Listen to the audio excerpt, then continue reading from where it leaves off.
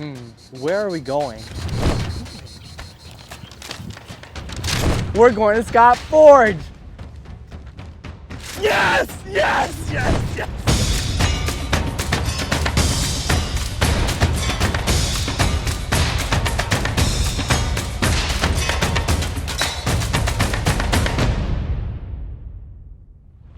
Hello everyone, we're here at Scot Forge with Dan Lawson and we're in the fork truck repair area. So tell me a little bit about what Scot Forge does.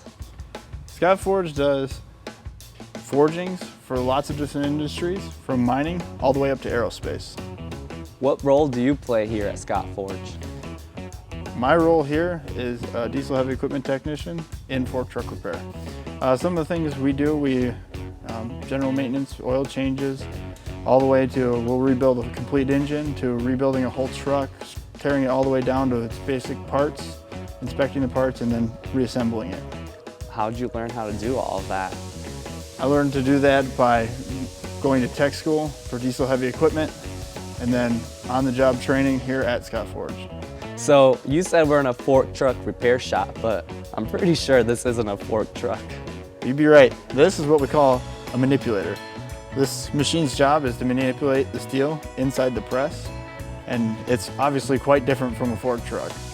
We work on stuff like this, and then we even work on the semis for Scot Forge. So what drew you to Scot Forge versus any other company? What drew me to Scot Forge was I was in between years of tech school, needed a summer job, and got an internship here. And after working here for a summer, really liked doing the things that I was doing and saw a lot of opportunity for me to grow. So I kept working really hard and landed a full-time job here and really have enjoyed it since. What did you like about it? I like the differences from day to day. There's a lot of days you don't do the same thing. We design some of our own attachments to go on the trucks, and it's really cool to be part of that process. So if a high schooler was interested in a career like this, what should they do next? A few things they can do.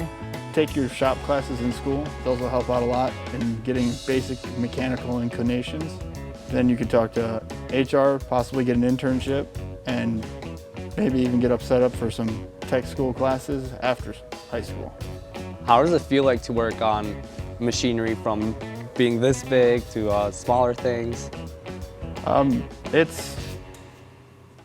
would say they have their different challenges. From something this big, you'd have to realize that everything is very large. There's probably not many parts on this machine here where you're not going to need a crane or a truck to help you lift it. Where a smaller fork truck, for instance, is more, everything is tucked in a tight space and you can't necessarily get your hand into everywhere to get everything out. So if people are interested in maintenance, is this the only opportunity they have here? At Scot Forge we have 3 maintenance departments. We have fork truck repair, machine repair, and maintenance. And what's the difference between the 3? Fork truck repair, we work on fork trucks and basically anything that has wheels and moves. Machine repair works on machines and saws. And maintenance covers basically all the assets that are left, from building maintenance to working on the presses. Thank you for talking with us. No problem. And let's go check out machine repair with Adam. I'm here with Adam Ansel, a machine repair technician. Adam, what do you do? So a typical day for me, we'll start the day about 5 a.m. and when we come in, what we'll do is look if there's any work orders that have been created in between shifts for any machines that are down or any concerns that they have with any of the equipment. We'll check that first and address any issues with any down machines. From there, if we don't really have anything that's down, we have an ongoing work order list that we work off of every day. We'll check with machine shop or saw shop to see what assets are available that day that we can get and get to the repairs that we need to. If we currently can't get any machines there, we have PMs that kick every week. And what the PM scheduling is it's hourly based off of how long the machine ran the previous week. And we'll address everything as far as checking oil levels, to air filters, to backlash on machines. On the saws, they have guides that are in the guide arms for the blades, and we'll just check and make sure those are in great condition. What that is preventative maintenance, so we will have less downtime with the assets and keep them running and know that everything that they're doing product-wise is being put out at the best that it can. The machines are running in great shape. What kind of other skills should someone have here at this department? So to get in this department, the biggest keys, I feel, great attendance, work ethic, open-mindedness, blueprint reading, mechanical print reading, obviously your electrical print, anything with hands-on tools and mechanical capabilities. Biggest thing for our department is the willingness to learn.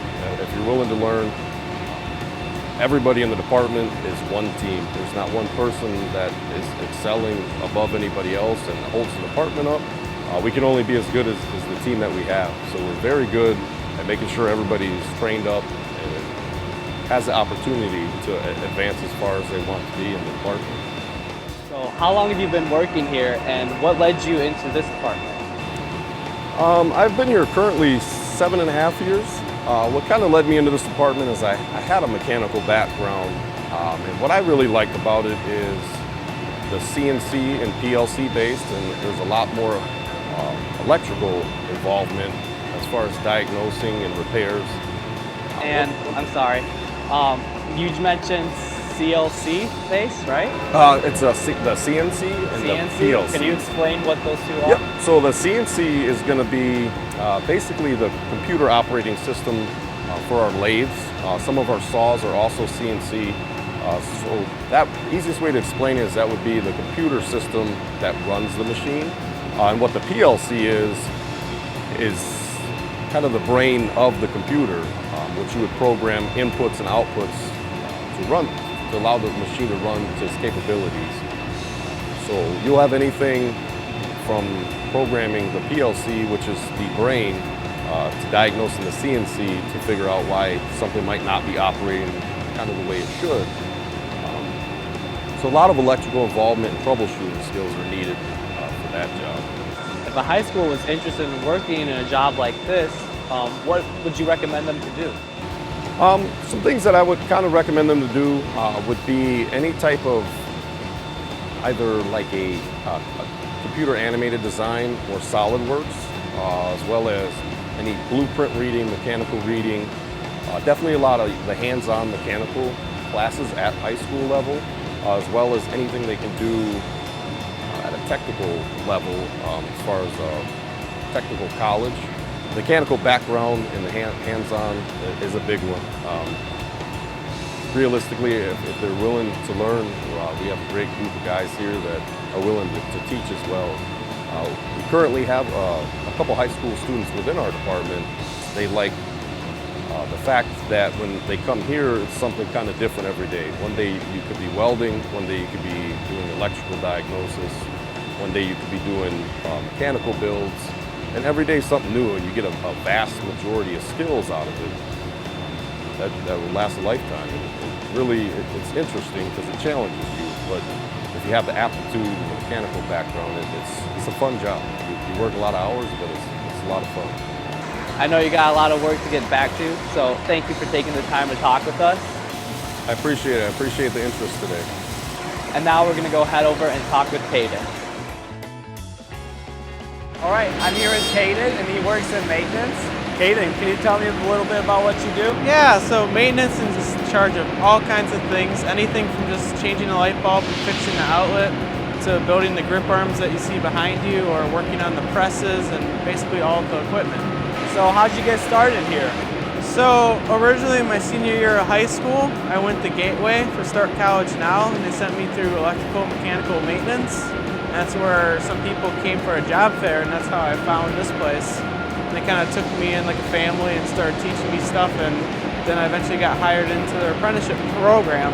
So now I'm going to school. And how'd you go into this department versus all the others? I chose this department because I like problem solving, working with my hands. You know, every day you come in here, you have no idea what's going to happen. You have a list of what you want to work on. Probably not going to work on that because you get called to go fix something else. So if you like change up and different things, you're going to like it here. What kind of skills do you need to work in this department? Definitely need to do a lot of welding, working with your hands, so mechanics, wrench turning, some basic machining classes like manual lathes and mills, and just basic problem solving stuff. You know, kind of be a little bit of a gearhead, just working with your hands, getting greasy. And if a high school was interested to work in a department like this, what should they do? What steps should they take, and what kind of classes should they take? I would definitely recommend working with their tech ed department to get into like an autos class, maybe do some engineering classes to learn some CAD design and kind of start figuring out how those kind of things work. Definitely welding is a very important thing to learn. So, how did you first start off working here at Scot Forge? Were you an intern? Yeah, I was a high school intern for a year before I started my apprenticeship program. It was really cool though, because like the first day, you know, obviously is nervous, never been in a manufacturing environment before, and got to be hands-on with knee-deep with some of the guys, turning wrenches, getting dirty, which is stuff I all love. And I thought that was really neat that right away I got to be involved in projects. What was your first day like? So my first day, got a little tour of the plant and all that stuff, and then got to work with 3 other guys, and we had to go work in heat treat. Got to start turning some big bolts for the water tank, and it was really cool because I never thought I was going to get so involved in the project, especially seeing I was only in high school. I thought I was kind of be more on the sidelines, but I was right there with the guys. So, first time coming to a manufacturing environment, it's loud, it's intimidating. Did you feel like that you were helped a lot? Oh, most definitely. You know, outside these 4 walls, this is just a forge, but inside it's a family. Everyone here has your back, and everyone will go out of their way to make sure you succeed and to help you on your way. What advice would you give to a high school student who's looking into a career at Scot Forge? Definitely have to be hardworking. You know, what I learned here is the only person holding you back from succeeding is yourself. You know, when I first came here and started the internship, I was kind of looking for end of senior year summer job, trying to get my feet wet in manufacturing, see if I even liked it. And now it's my career. Was not expecting that. Completely 180 my life path. So I wish I would have known how cool it was beforehand. That's awesome. So, how long have you been working here? My internship lasted a year, and now it's been 4 months with my apprenticeship. It's going pretty well. They're really nice because at the end of my senior year, I still wanted to go to UW Whitewater, so they were able to keep me as an intern so that I could be more flexible for school. But once I finished that, now they offered me the apprenticeship program, so they're sending me to Blackhawk. How long is your apprenticeship program? Apprenticeship program is about 4 years, so they're paying for all my schooling, and I get time to go to school. I get paid while I'm in school, and then I'm getting trained here every single day. So you were in high school, you did your internship, now you're working on your apprenticeship. What's the next step for you? Opportunities are endless. You know, something about here that is different from any other manufacturing company is that they hire people from within to move up. So some of the people that are at the top of the company started right here in my position as a high school intern in this department, which is cool because they make decisions and they've been there with you. Is there any last advice you want to give to high school students? Yeah, just have a good work ethic and come give it a try. Like I said earlier, I wasn't planning on this being my career. Fell in love with it, and all the skills you get to learn go with you for life, anywhere from working on your own house to working on stuff here. Thank you, Kaden, for taking your time today to talk with us. No, thank you. Appreciate it. And thank you all for watching. If you have any more questions, you can go ahead and contact Scot Forge.